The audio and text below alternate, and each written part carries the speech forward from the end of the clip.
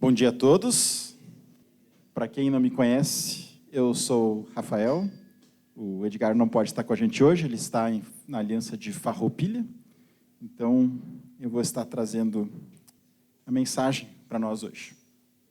Se eu pedisse que você pegasse um papel e escrevesse a primeira palavra que vem à sua mente, quando você pensa no seu pai, o que você escreveria?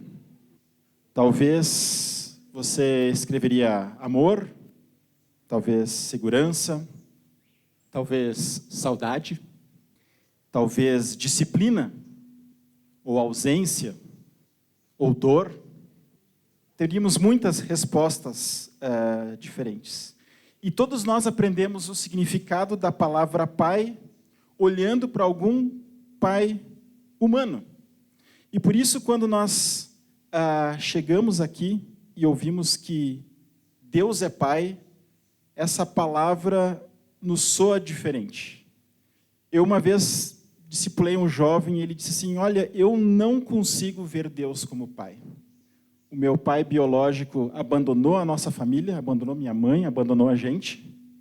E quando minha mãe casou de novo, e eu pensei que ia ter um pai, de alguma forma, o cara disse, não, tu não é meu filho, eu sou só casado com tua mãe. Então ele se sentiu duplamente, digamos assim, rejeitado por seu pai. Eu tive uma sorte muito diferente, eu tive um bom pai.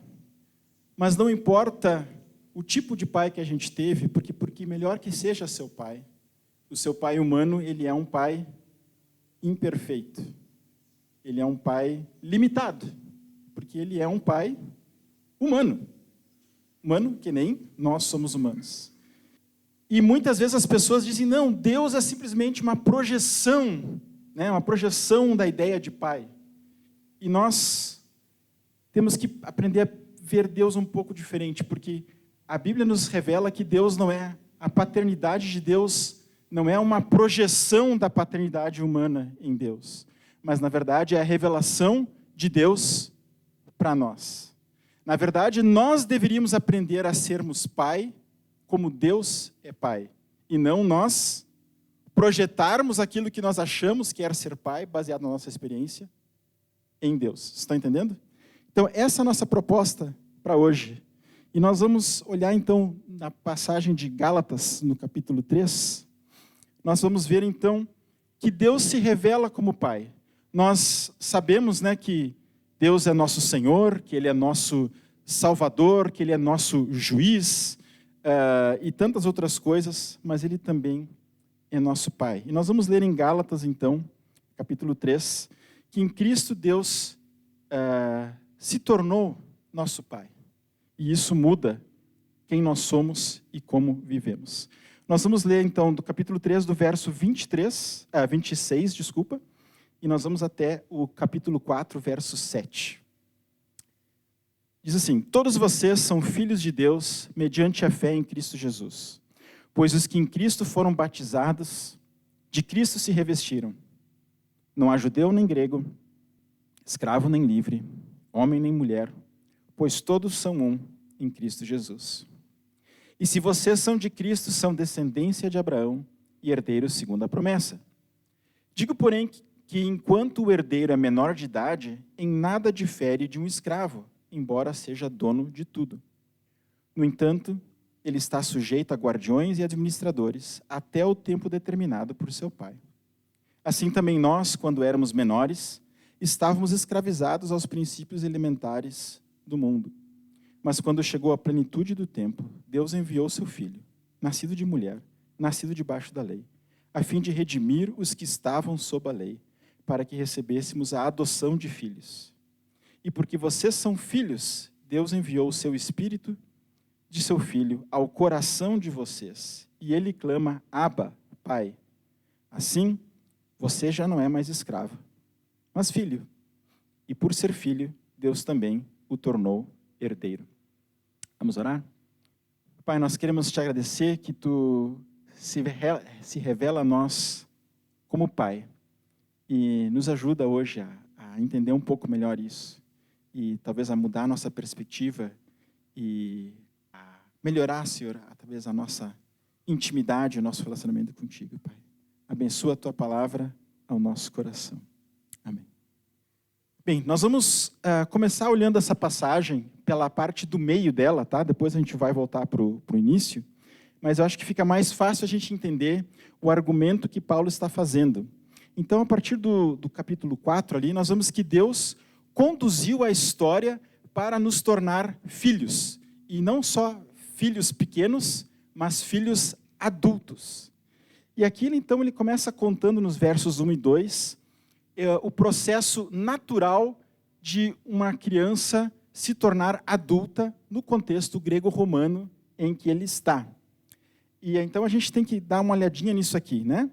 Então ele está usando uma imagem de uma família abastada, uma família que tem recursos, e que essa família, então, ela não é necessariamente criada pelo pai e pela mãe diretamente, sim, também, mas é uma família que tem outras pessoas trabalhando para a família, né? Tem guardiões e administradores, a gente poderia pensar numa babá, enfim, criados, enfim, uma série de outros funcionários ou trabalhadores da família. Na época eram escravos, na verdade, né? Então, ele está dizendo, olha, enquanto você era menor de idade, embora você seja de uma família rica, você não consegue, você não tem a liberdade de usufruir aos bens da família. Né? Você usa aquilo lá, mas você não tem aquilo. Aquilo pertence ao seu pai. O pai é o grande dono de tudo. Né? E então você, nesse sentido, é o que ele diz, que você é semelhante a um escravo. Porque você ainda é cuidado por um guardião. Um guardião é uma espécie de babá, digamos assim, é aquele que vai levar as crianças para a escola, vai ficar de olho nelas para elas não se matarem, né, enquanto estão em casa, ainda mais se são um monte de guri, né, tem que ficar de olho nisso. E o administrador era um escravo de confiança que cuidava das finanças da família. Então, o cara disse, não, mas eu tenho dinheiro. Não, o administrador vai dizer assim, não. Eu estou cuidando do teu dinheiro até você chegar na maioridade, até você ser um filho adulto, certo? Hoje, isso acontece quando a gente faz os 18 anos. É uma coisa engraçada, se a gente para pensar, né? O cara até, enquanto ele tem 17 anos, 11 meses e 29 dias, ele é menor de idade e imaturo. Daí ele faz 18, clique, ele vira maduro. Não é bem assim, né? A lei diz que é, a gente sabe que, na verdade, não é bem assim. Mas naquela época não tinha uma idade fixa. A idade da maioridade era determinada pelo pai. É o que fala o fim do verso 2. Ele vai estar debaixo dos guardiões e dos administradores até o tempo determinado pelo pai. É o pai que vai dizer, agora você é maior de idade. Não é uma idade, vamos dizer assim, arbitrária. Então, só com a maioridade é que o filho, então, seria plenamente herdeiro e dono das coisas que o pai lhe preparou. E Paulo faz essa comparação porque ele vai comparar isso com o desenvolvimento de Israel. Todo esse trecho da carta vai falar de Israel. Aqui ele fala um pouquinho menos, mas ele está colocando aqui. E nós temos que nos lembrar que quando a gente olha para Israel no Antigo Testamento, os israelitas como indivíduos, eles não eram chamados de filhos de Deus. Isso é uma coisa do Novo Testamento. No Antigo Testamento era o povo de Israel. Mas o povo como um todo era chamado de filho de Deus, o povo na sua coletividade. Né? Lá em Êxodo, Deus diz assim para Moisés, Israel é o meu primogênito, e eu já disse a você que deixe o meu filho ir para prestar-me culto, mas você não quis deixá-lo, por isso matarei o seu primogênito. Essa é a mensagem de Moisés para o faraó, Israel é meu primogênito. Depois os profetas também vão lembrar desse fato, né? O profeta Oséias vai dizer assim, quando Israel era menino, eu o amei, e do Egito chamei o meu filho. Essa ideia de que Israel, como o povo todo, é o filho de Deus, de certa forma. Então aqui ele está trazendo essa ideia de que a libertação de Israel do Egito é, de certa forma, o nascimento de Israel. Né? É quando Israel é formado. E aí a história de Israel é para ser esse amadurecimento. Israel vai crescer em maturidade, Israel vai aprender a obedecer à lei, Israel vai demonstrar o caráter de Deus para as nações, vai ser uma luz para as nações, vai ajudar todas as famílias da terra serem abençoadas. Só que a gente sabe que a história de Israel não é bem assim que acontece. Houve muitos problemas nessa história. Houve muitos fracassos nessa história. Como é que Israel vira um filho maduro? É o que Paulo diz aqui, né? Quando chegou a plenitude do tempo, verso 4, né? Ou seja, quando chegou o tempo determinado pelo Pai para chegar à maioridade, Deus enviou seu Filho. E nós temos que entender aqui, então, que Jesus é o Filho de Deus. E aí você começa a perceber os paralelos. Israel, Filho de Deus, Jesus, Filho de Deus. E a forma como Israel se torna um filho maduro não é porque Israel finalmente se esforçou e conseguiu ser tudo o que eles deveriam ser. É quando Deus intervém. É quando Deus envia Jesus. É quando Jesus, na verdade, se torna o verdadeiro Israel. É através de Jesus, então, que a lei é cumprida. É através de Jesus que chega a bênção para as nações. Mas essa imagem de nascimento, crescimento e amadurecimento, Paulo agora vai aplicar para nós como cristãos, para nós hoje. Ele fala assim: assim também, quando nós éramos menores, quando nós éramos crianças, nós estávamos escravizados aos princípios elementares do mundo. E essa expressão, princípios elementares, é uma expressão muito curiosa, porque ela pode significar 20 mil coisas, quase, e ela tem o sentido de uma sequência, ou de uma fileira, de coisas em ordem. Então, era uma palavra que era usada para descrever o alfabeto, por exemplo, né? A, B, C, D, é uma sequência. Ou para falar dos números, 1, 2, 3, e assim por diante. Então, nesse sentido, ela significa as coisas básicas. As coisas básicas, o conhecimento básico. Era uma palavra usada na educação para descrever uma cartilha, por exemplo, que você aprende as coisas mais básicas, mais fundamentais. Essa palavra também é usada para descrever aquilo que no mundo antigo eles achavam que formava o mundo, né? Hoje a gente tem a ideia de átomos e moléculas e prótons e eu não sei mais o que, porque quando eu fiz química não tinha as outras coisas que existem hoje, né? Quer dizer, tinha, a gente não sabia, né? Mas na época o pessoal achava que tinha 4 elementos: a terra, o fogo, o ar e a água. Esses também eram os princípios elementares. Mas essa expressão, ela também era usada para se referir às estrelas, aos signos dos zodíacos, aos espíritos que habitavam no mundo, aos deuses, às entidades, todas essas coisas. Então a gente não sabe exatamente o que Paulo está querendo dizer, né? Com toda essa gama de significados que isso existe, mas ele está dizendo o seguinte: olha, gente, quando a gente estava sem Deus, a gente era escravo de um monte de coisa. A gente era escravo de ideias malucas, a gente era escravo de deuses, a gente era escravo de entidades, a gente era escravo de vícios, a gente estava preso a essas coisas. A gente cantou hoje, nós éramos escravos do pecado e do mal. Essa era a nossa condição quando nós éramos crianças. E isso faz parte desse processo. Mas agora, como a gente não conseguiu sair disso, né? A gente não conseguiu deixar de ser escravo para ser um filho maduro, nós temos agora de novo, é Jesus que vem e que possibilita a nossa transição dessa infantilidade, digamos assim, para nos tornarmos um filho adulto, livre, maduro, responsável. Esse é o processo da história que Deus vem conduzindo e é o que Ele quer para nós. E nós vamos continuar aqui, eu quero falar de algumas ações específicas de Deus que tem a ver com isso, de como Deus se revela como Pai nesse processo de amadurecimento. E quando nós vamos para o verso 5, nós temos uma palavra, eu acho uma palavra muito bonita, que é a palavra adoção.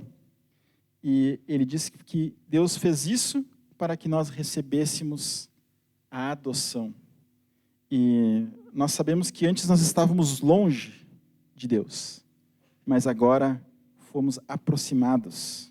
Se nós Tem uma passagem de Efésios que eu acho bem interessante, que ele diz o seguinte: lembrem-se que Efésios 2, lembrem-se que antes vocês eram gentios por nascimento, chamados de incircuncisão pelos que se chamam circuncisão. Naquela época vocês estavam sem Cristo, separados da comunidade de Israel, sendo estrangeiros quanto às alianças da promessa, sem esperança e sem Deus no mundo. Essa é a condição, né? Mas agora em Cristo, vocês que estavam longe foram aproximados. Essa é a ideia da adoção. Não sei se você tem experiência com isso, né? Se você conhece alguém ou já passou por esse processo, mas imagine aquela criança vivendo em um abrigo, talvez. Ela recebe comida, recebe roupa, recebe cuidados básicos, educação, ela até pode ser bem tratada pelos funcionários, pelas pessoas que trabalham naquele abrigo, mas no fim do dia ela sabe que ela não está em casa. No fim do dia ela sabe que ela não tem uma família. Ela não tem o sobrenome daquelas pessoas. Mas tem um dia que um casal vai lá e decide adotar aquela criança. E no dia da adoção, as coisas externamente não mudam nada, né? Aquela criança continua sendo a mesma criança, ela tem o mesmo rosto, né? Ela tem a mesma personalidade, ela tem os mesmos gostos, mas juridicamente muda tudo. Ela agora tem uma família, ela agora tem um outro sobrenome, ela agora então tem uma outra família, tem um pai, tem uma mãe. E isso é interessante porque quando a gente fala do que Deus fez por nós, Deus não simplesmente nos resgata e nos larga numa espécie de, vamos dizer assim, orfanato espiritual. Ó, eu vou te dar aqui o básico, né? Mas te vira aí. Não é o que Deus faz, né? Ele não nos dá uma proteção temporária, mas Ele nos adota. E agora nós fazemos parte da família de Deus. Nós não somos apenas perdoados, nós somos feitos filhos. Mas a imagem de Paulo é ainda mais forte, porque se nós voltarmos ali para o verso 5, nós vamos ver o verbo redimir. É uma palavra meio estranha no nosso português moderno, né? A gente não fala muito, mas a ideia de redimir aqui é de comprar de volta. E nós temos que lembrar que na antiguidade a realidade da escravidão era comum. E muitas vezes quando as pessoas estavam endividadas, você não tinha como dizer assim, eu vou ali no banco, faço empréstimo, te pago quando der. Não tinha essa coisa. Você está endividado, você tem que se vender como escravo para pagar a sua dívida. Só que como escravo você pode guardar um dinheiro, é uma coisa que a gente não consegue pensar, mas o cara poderia comprar a própria liberdade se ele tivesse sorte. Ou, se de repente um parente tivesse uma grana, podia comprar o cara para ele ter a liberdade.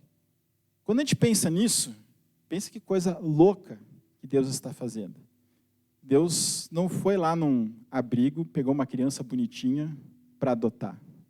Deus pegou alguém lá do mercado de escravos, comprou para adotar. Veja que a imagem da adoção é uma imagem muito forte daquilo que Deus fez por nós, daquilo que significa ter Deus como Pai, como aquele que de fato nos ama, que de fato se importa conosco. Mas se nós seguirmos o texto, nós vamos ver que essa imagem é ainda mais forte, porque se nós olharmos no verso 6, diz que Deus nos enviou o Filho de seu Filho ao nosso coração. E assim nós clamamos, Abba, Pai.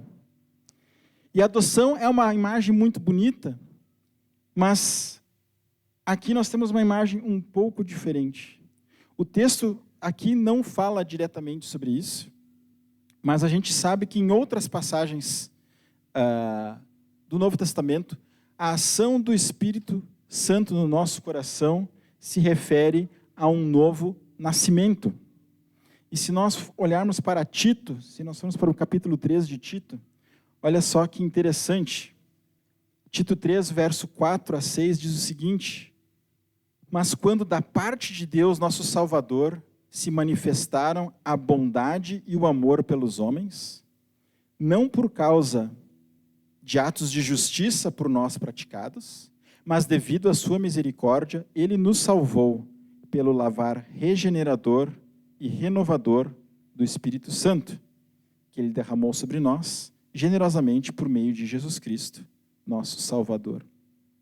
É muito interessante a gente pensar nessas duas palavras aqui que diz que o Espírito Santo fez. O lavar do Espírito Santo é regenerador e renovador.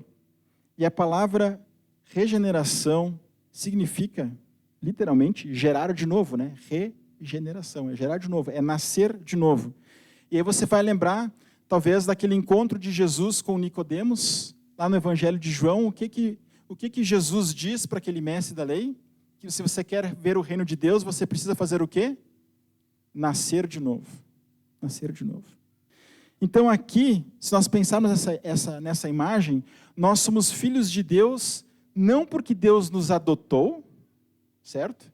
Mas porque nós fomos nascidos de novo, fomos gerados de novo. Isso significa então que agora a nossa natureza pecaminosa foi substituída por uma nova natureza, um novo coração, onde o Espírito Santo habita. E a palavra renovador, ela tem a ver então com essa transformação que vai acontecer na nossa vida a partir do nosso novo nascimento. Tem uma outra passagem de João,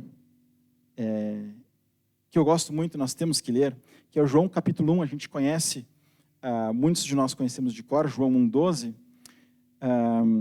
que diz o seguinte: contudo, aos que o receberam, aos que creram no seu nome, deu-lhes o direito de se tornarem filhos de Deus.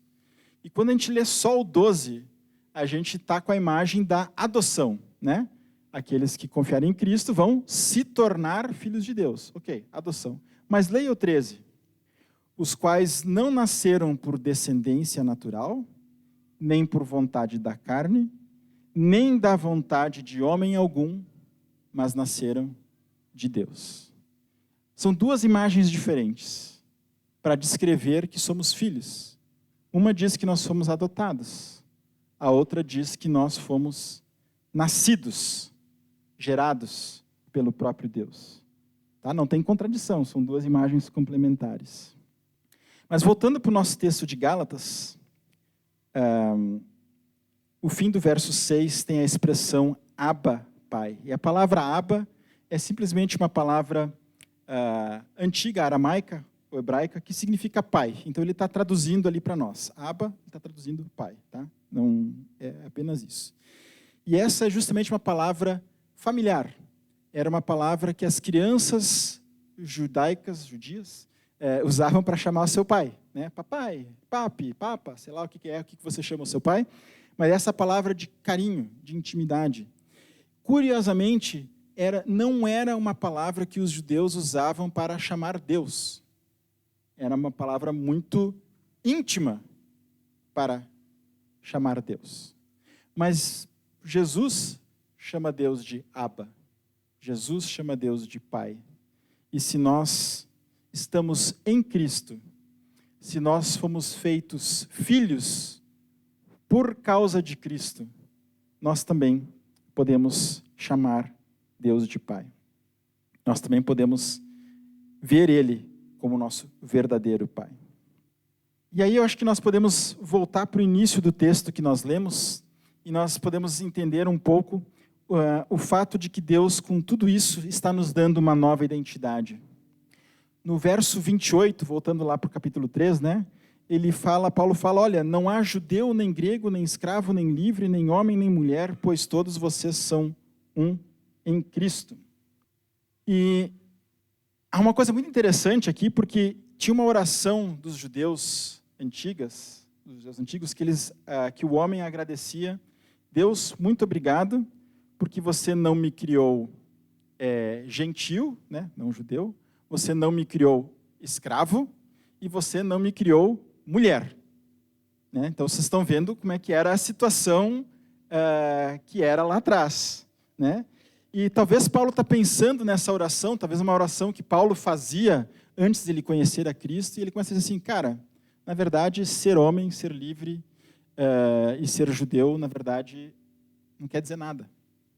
Porque em Cristo essas diferenças não existem mais. Né? Não importa a sua etnia, você pode vir até Deus através de Cristo. Não importa a sua classe social, você pode ir até Deus através de Cristo. Não importa o seu gênero, a sua sexualidade, você pode ir até Cristo, até Deus através de Cristo. Obviamente, Paulo não está dizendo que a gente virou uma pessoa sem cultura, né? Sem etnia, sem classe social. Não é isso que ele está dizendo, né? Mas ele está dizendo que essas coisas não fazem mais tanta diferença. E é interessante porque são coisas que muitas vezes nós colocamos a nossa identidade. Né? Pensa na nossa etnia. Sei que quando a gente fala de ser brasileiro, a gente tem uma... Não sei, a gente é meio bipolar com ser brasileiro, vocês não acham? A gente uma hora assim, morre de orgulho de ser brasileiro, né? E tem horas que a gente morre de vergonha de ser brasileiro. Né? Se nós tivéssemos ganho a Copa do Mundo, nós ia ser todo mundo orgulho de ser brasileiro. Né? Daí, se a gente faz um fiasco, nossa, Brasil, meu chapéu. Né? A gente tem essa relação meio estranha com a nossa brasilidade. Já o caxiense é diferente. Todo caxiense tem orgulho de ser caxiense. Vocês conhecem algum caxiense que tem vergonha de Caxias do Sul? Eu não conheço. Eu disse, não, Caxias é o melhor lugar do mundo. Né? A gente aqui é um pouco diferente. Da mesma forma, a gente pode, talvez, olhar para a nossa família e dizer assim, não sei, minha família é meio ruim, né? Outros assim, nossa, minha família é a melhor do mundo. A gente tem isso. Mas quando a gente é tomado por sentimentos de orgulho pela nossa etnia, né? Ou de vergonha, talvez é um sinal de que a gente está colocando muita importância nessa questão aí. Porque mais importante do que ser brasileiro, do que ser caxiense, do que ser da família A, B ou C, é sermos filhos de Deus. Essa é a nossa identidade mais importante. A gente vê também que hoje muitas pessoas põem sua identidade na sua vida social, na sua vida profissional. Nós nos apresentamos muitas vezes assim, eu sou médico, eu sou veterinário, eu sou professor, eu sou advogado, eu sou não sei o quê. A gente fala isso, né, como se fosse algo que nós somos. E, obviamente, o nosso trabalho é algo importante da nossa vida, é uma área muito importante, é uma área que Deus valoriza, mas nós não podemos colocar o nosso sucesso, a nossa identidade naquilo que nós fazemos profissionalmente. Nós temos que nos lembrar que nós somos filhos de Deus. E hoje nós vemos a questão da sexualidade, talvez o maior desafio em termos de identidade dos nossos dias, em que as pessoas estão definindo quem elas são por causa do tipo de desejo sexual que elas têm. Veja que complicado isso, porque isso é uma pequena dimensão da nossa vida. A gente não pode deixar isso definir quem nós somos. Então, quem sou eu?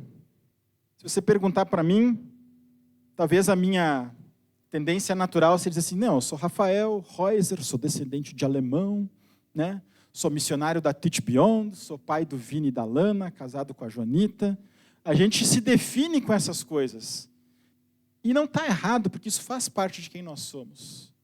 Mas eu tenho que me lembrar que essas coisas, por mais importantes que elas sejam, tem algo mais importante ainda, que eu sou filho de Deus. Eu sou aquele que foi adotado por Deus. Eu sou aquele que foi liberto por Deus. Eu sou aquele que foi gerado por Deus. Eu sou filho de Deus, recriado pelo Espírito Santo, para viver uma vida nova. E eu quero voltar agora para o último verso desse texto, e que diz o seguinte, você já não é mais escravo, mas filho. E por ser filho, Deus também o tornou herdeiro.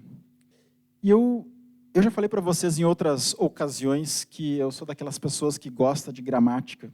Eu sei que você está pensando no seu ensino médio, naquela professora chata, você não quer gramática, mas aqui tem uma questão gramatical muito importante. Se você olhar todo esse texto, ele está falando vocês. Você já percebeu isso? Vocês são filhos de Deus. Vocês foram libertos. Vocês. Como é que está no verso 7? Você. Não vocês. Você. Você está percebendo o que está acontecendo aqui? Nós temos que aprender que Deus não é pai de todo mundo. Ele é meu pai. Teu pai. Nós temos que entender que Deus não ama a humanidade. Embora Ele ame a humanidade. Mas Ele ama você. Você está entendendo? Ele ama você, pessoalmente, diretamente. O amor de Deus é pessoal e individual. A paternidade de Deus é pessoal e individual. Nesta semana, a gente teve... Eu tive um evento online do Didaquê, alguns de vocês estavam lá, participando, e nós tivemos a presença de um neurocientista que já esteve aqui uma vez, o Paulo, alguns de vocês talvez acompanhem um pouco, mas ele estava falando um negócio muito interessante sobre como funcionam as nossas memórias. E ele falou da memória semântica e da memória episódica. O que é a memória semântica? Memória semântica é quando você estuda uma coisa e aí você sabe aquilo, certo? Então você estudou uma matéria, você leu uma notícia, você viu um vídeo e agora você lembra daquele conteúdo, ou parte daquele conteúdo. Isso é uma coisa. A memória episódica é aquela memória que vem de um episódio da sua vida, certo? Uma coisa que você presenciou, uma coisa que aconteceu com você. Qual que você acha que é mais forte? A episódica, tá certo? Porque uma coisa é você estudar como funciona um orçamento familiar, a outra coisa é você ter a experiência de estar no vermelho no fim do mês. É diferente, né? Você vai sentir diferente.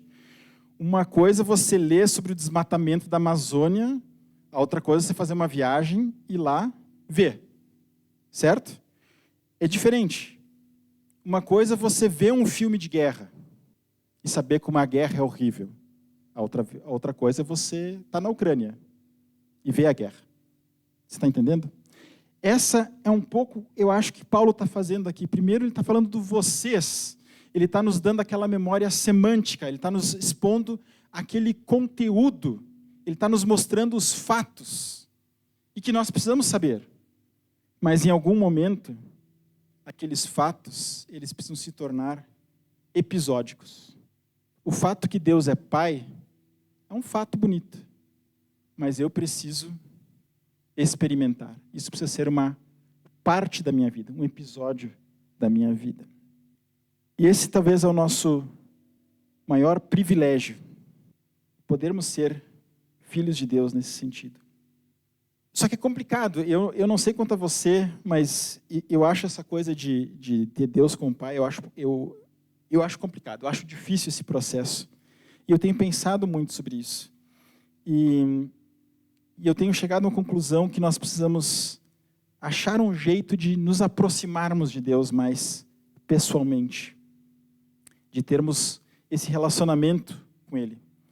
Porque muitas vezes nós temos ainda um relacionamento de medo com Deus. Ou um relacionamento de culpa, de distância, de pensar assim, não, eu não sou digno de Deus. Não é mesmo, mas a questão é que Ele te ama. Essa que é a questão. E muitas vezes nós percebemos essa distância e muitas vezes nós deixamos os nossos sentimentos de culpa, os nossos sentimentos de inadequação, de indignidade, nos deixarmos longe de Deus. Mas talvez essa seja o que mais deveria nos impulsionar na direção de Deus. Justamente quando nós temos consciência da nossa fraqueza, quando nós temos consciência da nossa limitação, de como a gente ainda não é tudo o que a gente deveria ser. Porque se nós temos um Pai perfeito, como Deus é perfeito, não aquele Pai humano que a gente está projetando, mas o Pai de fato, esse Deus que fez isso que a gente viu por nós, nós não precisamos mais esconder de Deus as nossas lutas, os nossos medos, os nossos fracassos, as nossas dúvidas, com medo que Deus vai dizer assim, ih, cara, isso aí não deu mais. Ele já sabe. Você acha que ele vai descobrir quando você contar para ele? Não, ele já sabe. Então, nós precisamos aprender a nos abrirmos para esse Deus, a sermos vulneráveis diante dele. E quanto mais a gente expor essas coisas para ele, eu creio que mais seremos transformados, porque mais experimentaremos mais do seu amor, da sua paternidade. Nós vimos hoje que então que Deus tem conduzido a história da humanidade para esse momento, desde Israel, desde a lei, o Êxodo. Deus estava preparando o dia em que ele teria filhos adultos na sua família. E nós vimos que Deus fez tudo o que era necessário para isso. Que ele enviou o seu filho, pagou o nosso resgate, nos adotou, nos gerou, e agora somos filhos de Deus. Somos chamados agora a vivermos de acordo com essa nova identidade. Não mais como escravos, não mais como órfãos, não mais tentando chamar a atenção de Deus, mas simplesmente vivendo como filhos. E talvez muitos de nós tenham passado a vida inteira tentando provar o seu valor, né? Talvez para os nossos pais, talvez para o nosso cônjuge, talvez para colegas de aula ou de trabalho, talvez até mesmo para Deus. Mas o Evangelho nos convida a pararmos de tentar encontrar um lugar na família, porque esse lugar já nos foi dado, esse lugar já foi nos presenteado por Deus. E amanhã, segunda-feira, você vai continuar sendo a mesma pessoa que você é hoje, né? Você vai lá trabalhar, você vai estar lá com o mesmo marido, com a mesma esposa, com os mesmos filhos, com o mesmo pai. Por um lado, nada mudou, pelo menos essa impressão que a gente tem. E por isso eu quero encorajar você a se lembrar, talvez principalmente do verso 7 que a gente tem aqui. Assim, você já não é escravo, mas filho. E sendo filho, Deus também o tornou herdeiro. Vamos orar? Pai, nós queremos te louvar e te agradecer, porque de fato tu tens se revelado a nós como pai. Tu tens agido como um pai que a gente nem consegue muitas vezes conceber e assimilar e entender, mas tu fez aquilo que era necessário para que a gente pudesse ter um lugar na família, na tua família. E não só ter um lugar na família, mas ser herdeiro das tuas promessas, das tuas bênçãos. E não só ter coisas, mas ter essa intimidade, ter esse relacionamento contigo. Nós te louvamos e te agradecemos por esse privilégio. E que tu possa nos ajudar, Pai, a vivermos como filhos, a entendermos que temos a Ti como nosso Pai. Muito obrigado. Em nome de Jesus.